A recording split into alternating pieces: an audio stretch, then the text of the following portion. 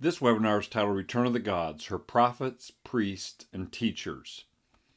For we wrestle not against flesh and blood, but against principalities, against powers, against the rulers of the darkness of this world, against spiritual wickedness in high places.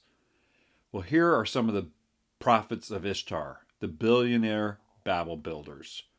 Facebook, Microsoft, hedge fund managers, the World Economic Forum, Apple, Amazon, Google, Bank of America, and you can continue on forever and ever. The prophets of Ishtar, the billionaire Babel builders that support her cause. Ishtar rules them. The priests and pastors and temple of Ishtar.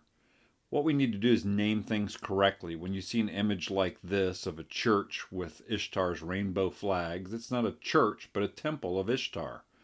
They're not pastors, but they're priests of Ishtar. Just like Islam takes over churches and makes them into mosques, Ishtar takes over churches and makes them into her temple. But part of her deception is to have them still call themselves churches. These leaders are enslaved by her and don't even know it. Ishtar rules in these temples. First, the rainbow and flags were in classrooms, but then they became the main hallways. Elementary schools. Ishtar rules here. The White House.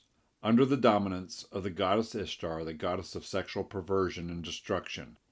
This is actually a violation of the U.S. flag code, but Ishtar is declaring that she rules here. She's dominant.